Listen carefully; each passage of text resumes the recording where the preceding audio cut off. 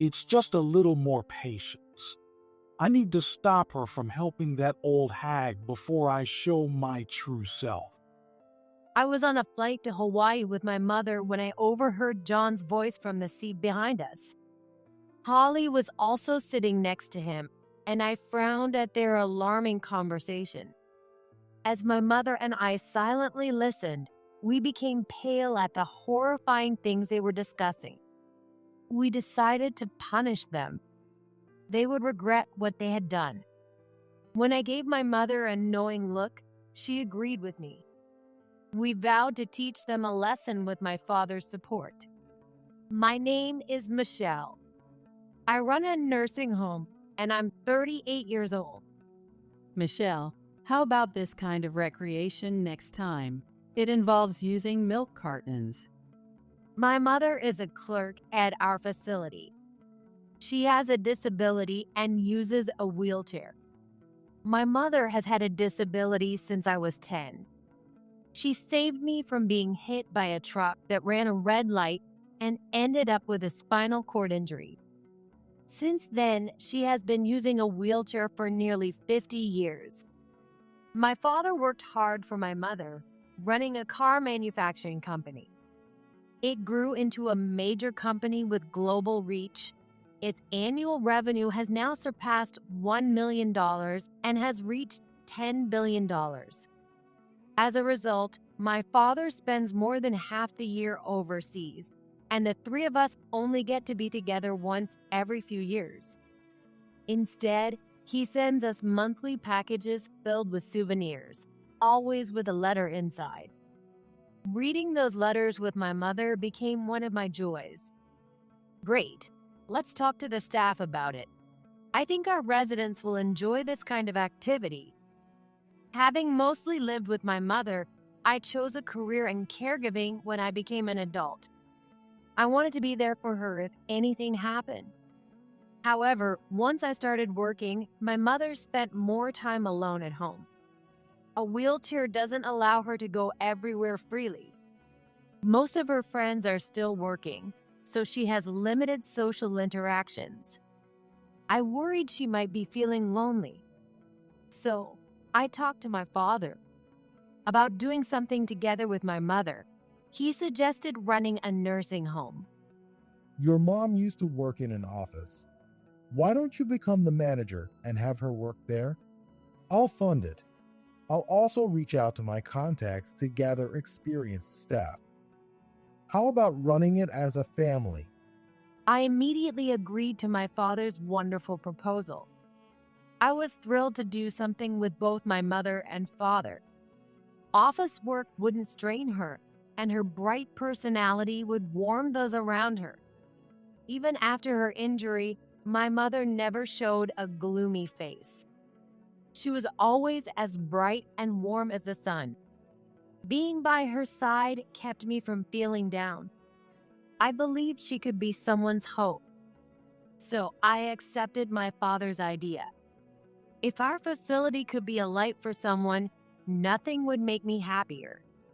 My father then taught me the ropes of running a business. Using that knowledge, my mother and I managed the facility together. I felt our family bond strengthened through this endeavor. Then, tragedy struck us out of nowhere. Michelle, would you like your egg fried for breakfast? This is John. He works as the care manager at our facility and is my husband. In our 5th year of running the facility, he joined as a care manager. He works hard, is well liked by the residents, and has a bright personality, making him very popular at the facility. People of all ages and genders had a good impression of him. Dawn and I got married. Now, the three of us live together with his daughter, Holly, from a previous marriage. Holly also works at our facility, doing the same office job as my mother. She works under my mother. A fried egg is fine. Thank you, as always. Even though you have work, you still help with the housework. What are you talking about? Michelle is busier than I am. So it's only natural that we support each other as a couple. Exactly. Thanks to Michelle, Dad has started helping with the housework too, which is a huge relief for me. He didn't even know how to use the washing machine before. Holly was scolded for saying too much. Seeing their comedic exchange made me smile. Since marrying John, I moved out of the house, and my mother lives in the residential part of the facility.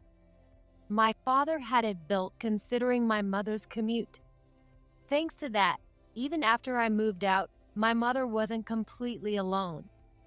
There were always people nearby in case of an emergency, providing a secure environment.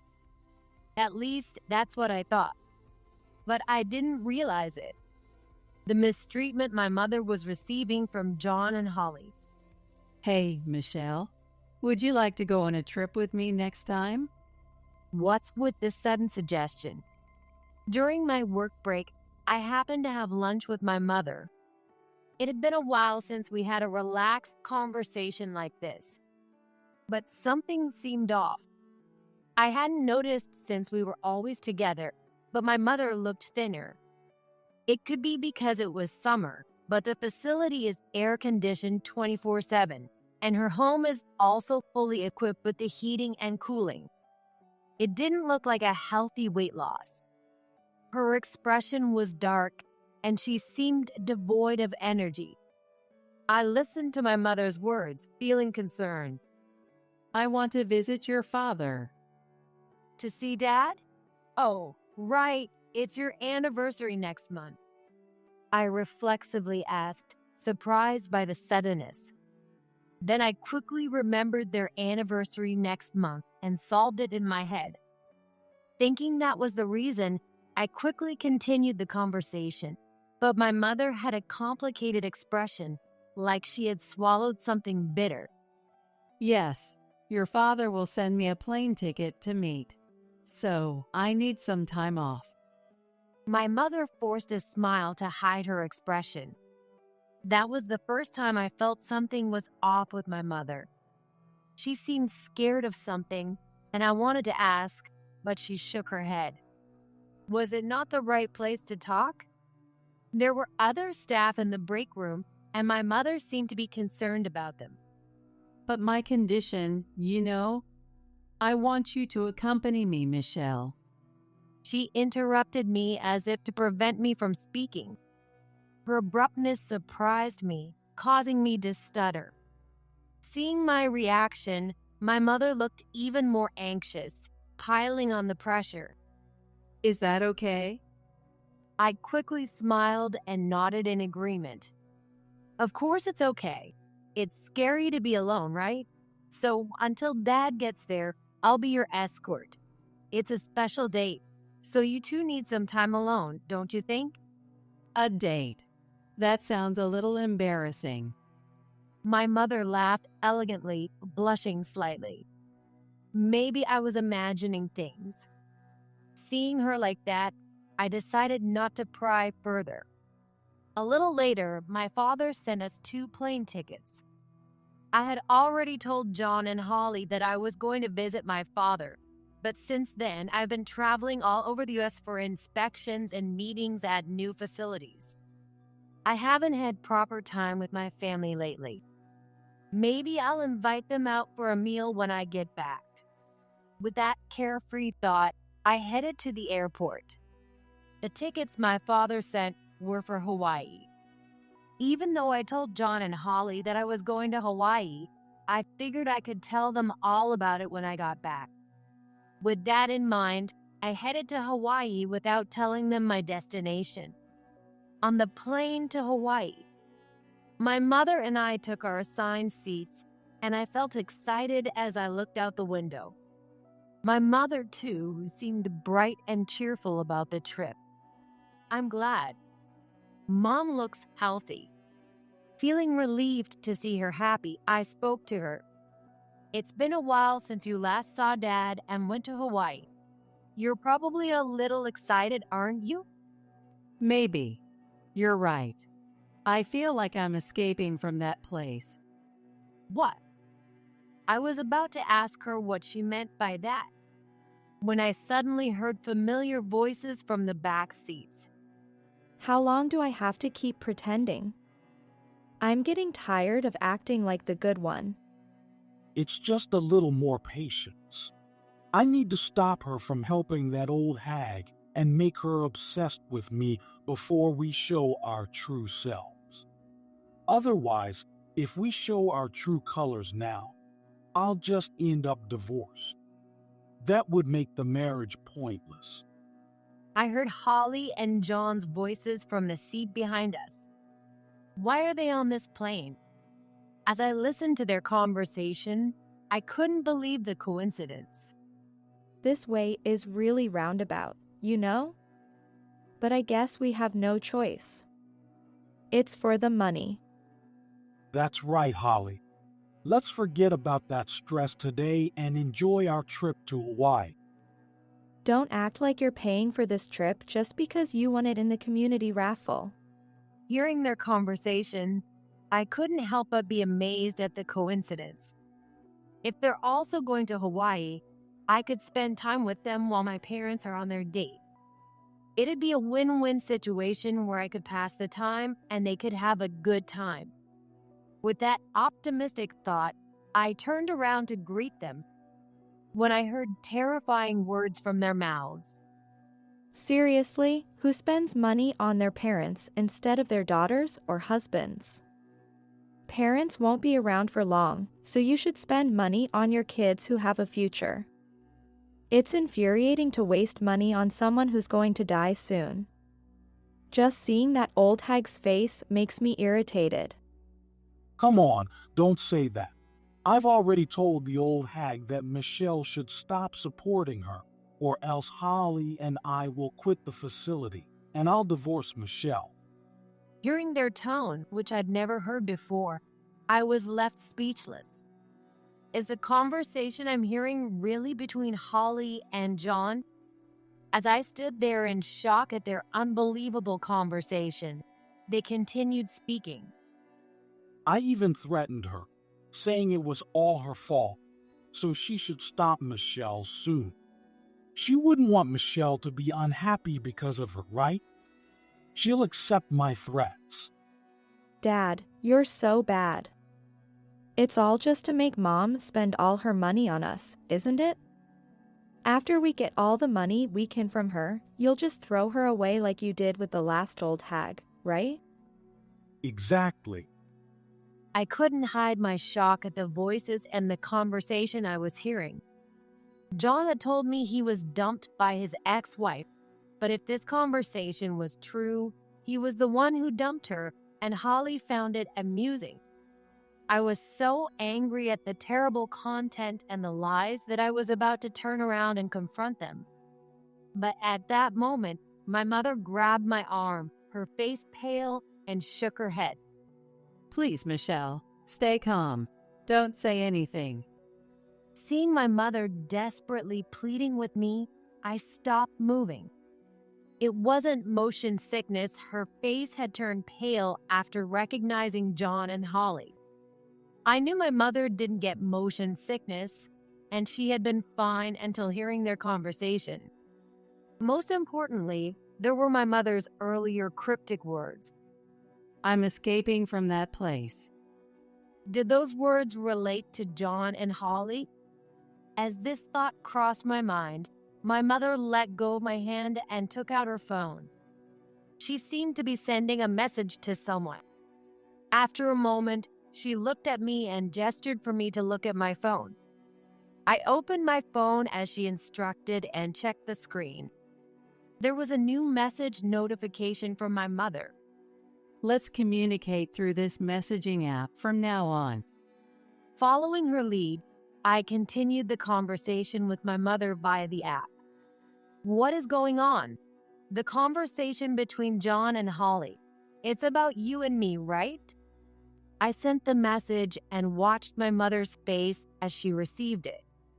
She trembled with fear, and noticing my gaze, she looked at me and nodded repeatedly. I never told you, but I've been harassed since those two joined the facility. I couldn't close my mouth in shock. The messages continued, and the content was even more shocking. At first, they criticized my work. They said that just because I have a disability, only doing data entry work and not other tasks was unacceptable. A newcomer criticizing a senior like that was unimaginable. Even though it was hard to believe, the following messages revealed even more shocking truths. They demanded higher salaries, saying that since I had it easy, my salary should be lower. Since Holly is technically my granddaughter, she said if my salary couldn't be lowered, I should spend more on her. They kept demanding money from me. I couldn't process it all. We had indeed become family, but work was work. I couldn't tolerate them treating my mother so horribly by mixing personal and professional matters. I couldn't bring myself to do anything for them, so I refused. Then they started threatening me together. They said I should stop receiving support from you, Michelle. If I didn't, they'd leave you. The sheer nastiness and the content made me grip my phone tightly. The worst part was the slander about my mother's condition. The facts written there were so vile that I felt an urge to confront the two behind me right away. Noticing my reaction, my mother sent another message, driving the point home. The real reason for this trip was to tell you about this. I've already discussed it with your father. That's when it hit me. If I acted now, it would render my mother's efforts useless. I always believed I could endure anything as long as you were happy. But those two are a curse that will only bring you misery. Your father also said there's no need to hold back anymore. As I scrolled down, I saw a message from my father, detailing our next steps and the waiting location. Reading it brought a smile to my face. With this, we can surely make those two see hell. It means you'll have to play a tough role too. Will you still help? Of course, after what they've done to you, there's no way they're getting away with it. Enjoy your flight while you can. When you land, hell begins. I silently whispered these thoughts to the two laughing crudely behind us. Soon after, the plane landed at the airport. Keeping our heads down to avoid detection, my mother and I waited until they left the plane before we followed. Once outside the airport, a car my father had arranged was waiting, and we quickly got in. Did you explain everything to Michelle? Yes. I sent it all while we were on the plane. I'm sorry, Dad. I was right there with Mom, and I didn't even notice. Usually gentle and kind, my father's face was stern when we reunited after so long. It's not your fault. They were sneaky. It's no wonder you didn't realize. He gently patted my head as I apologized. Then he instructed the driver to follow the car ahead. I know where those two are headed. Once we arrive, we'll start. Michelle, I need you to sign this. Got it. I signed the document my father handed me. Eventually, the car stopped at a hotel. John and Holly entered the hotel to check in. We followed them inside, and I reached out to tap John on the shoulder from behind as they were at the reception desk. Michelle, Why are you two here? They were just in the middle of checking in when I silently tapped John on the shoulder. He turned around suspiciously, followed by Holly. Seeing me, my mother, and my father in front of them, they stepped back in surprise and confusion. We're here on a trip too, right, Mom? Yes. I responded with a broad smile to put them at ease. Relieved, they both sighed and spoke. oh, you scared me. Now that you mention it, you did say you were going trip. I can't believe we're staying at the same hotel. What? Really? That's such a coincidence. We won this trip to Hawaii in the community raffle. There's no way we're staying at the same hotel. We're at a much better place. And what's with that creepy smile? Don't direct it at us, it's gross. I responded in a cold tone, completely different from before. The two were stunned into silence. Then my mother spoke to them. We need to talk to you too.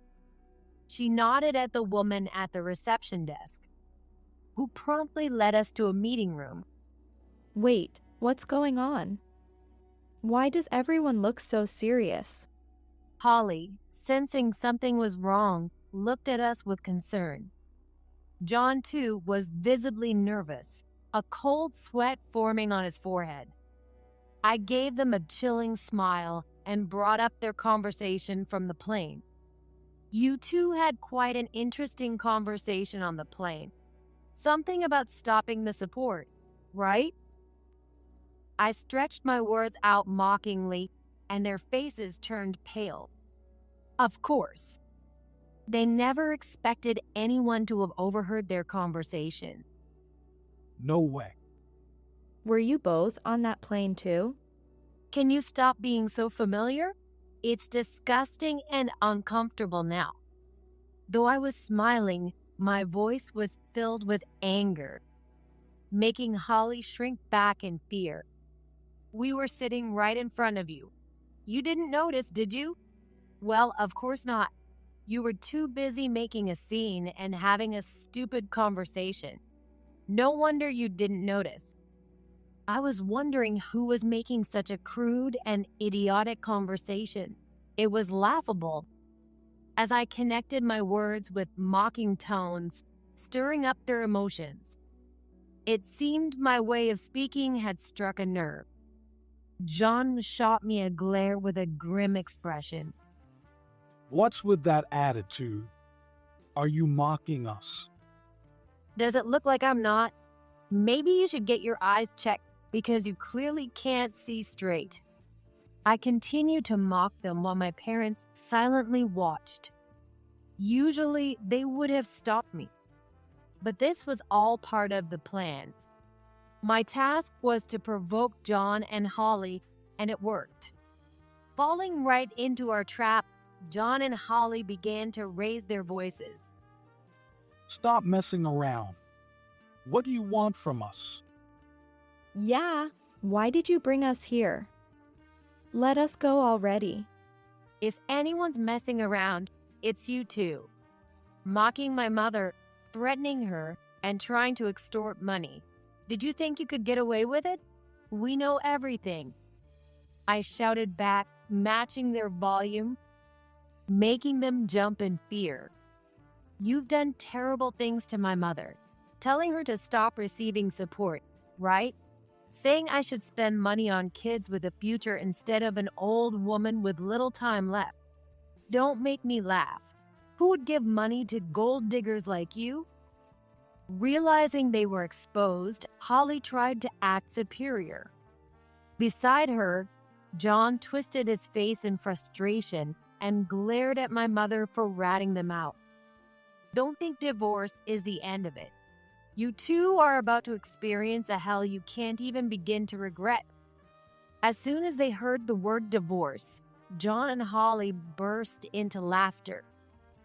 Divorce. Hey, who do you think is going to sign those papers? Just because we supposedly harassed that old hag? Come on, you have no proof. Exactly. If you want a divorce, you'd need to show proof that we harassed or threatened her. They took my bait, showing their true colors. Holly came back at me as if poking at my sore spots with a mocking smile as she leaned in close to my face. If you want a divorce from Dad, you need our consent. There's no way we're agreeing to that. That's true, but the fact remains that you harassed my mother. I bet we could find proof by checking the workplace security cameras. Impossible. We made sure to do it where no cameras could see. We're not that stupid. So, you're saying you won't stop harassing my mother? Holly boasted proudly about their tactics. They seemed to misunderstand their superiority, wearing smug smiles and provocatively staring at us. When I asked about the harassment, Holly made a proposal.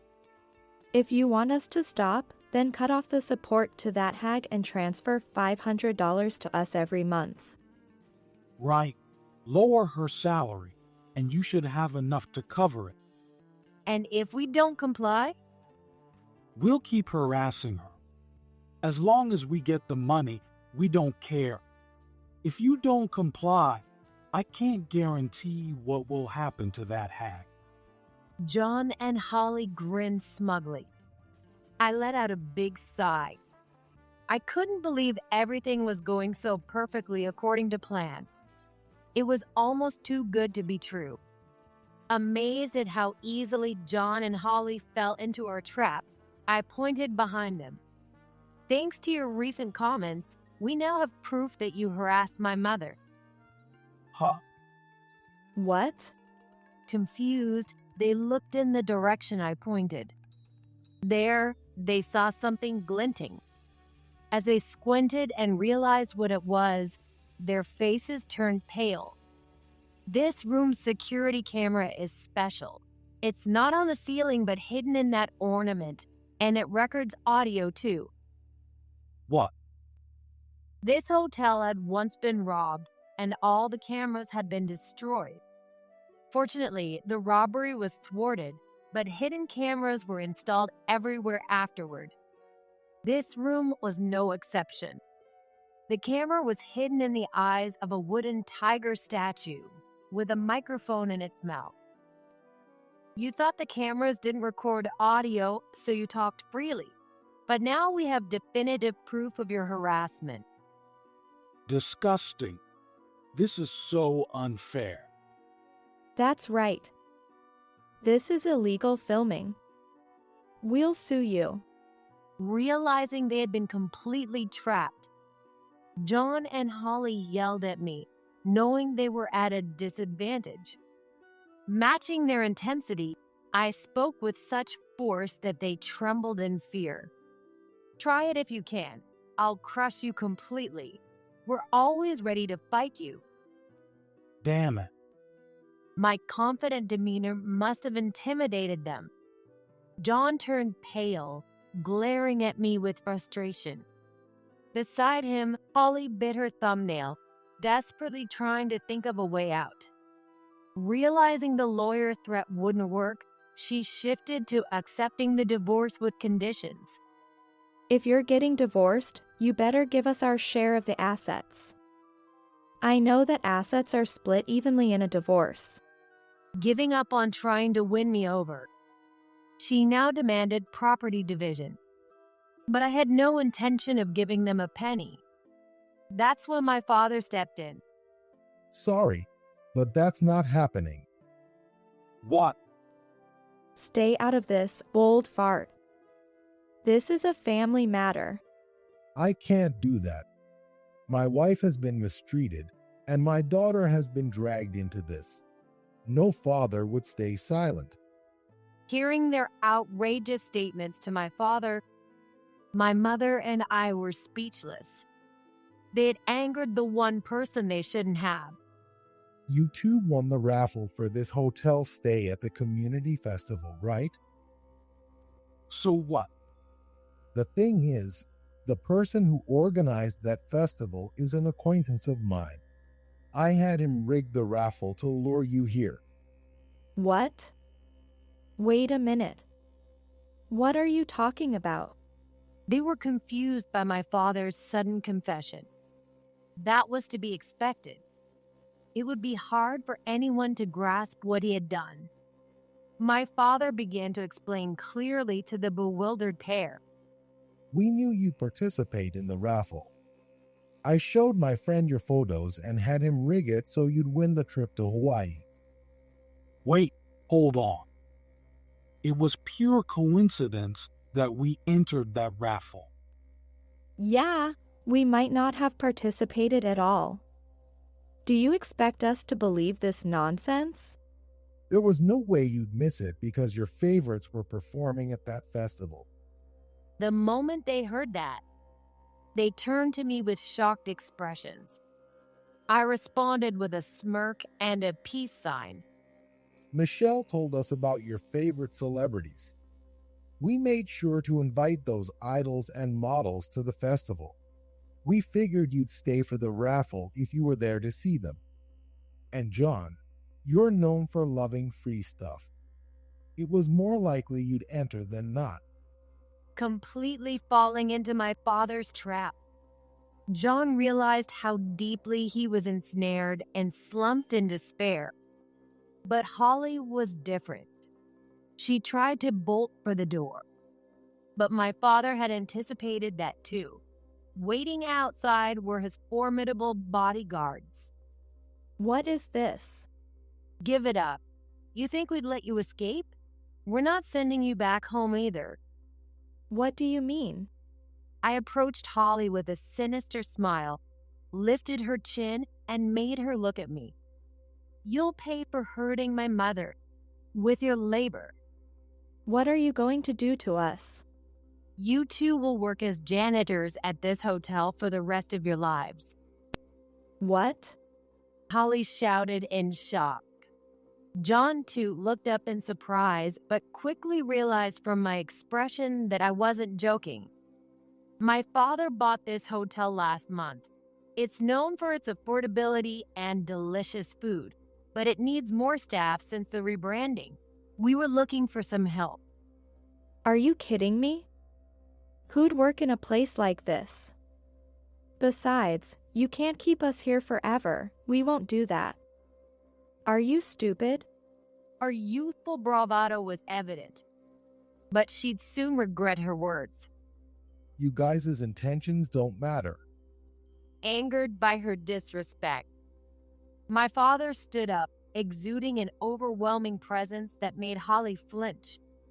I'm quite well connected here. I have a lot of friends.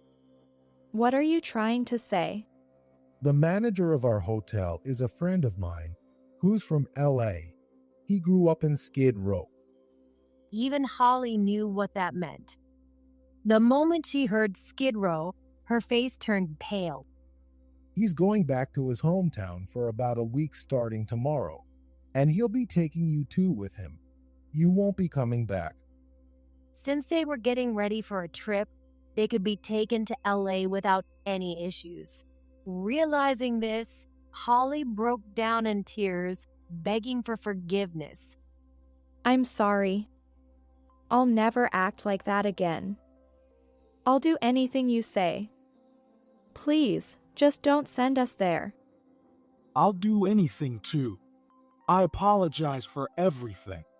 Please, let us go back home. Both Holly and John started crying and pleading with us. But we weren't about to listen to them, and I pushed them into despair. Apologizing won't help. You'll work here until you wish for hell instead. Don't even think about running away, because if you do, you'll just be transferred from Hawaii to somewhere even worse. No.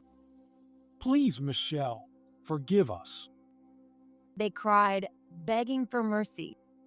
But I ignored them and instructed my father's bodyguards to take them away.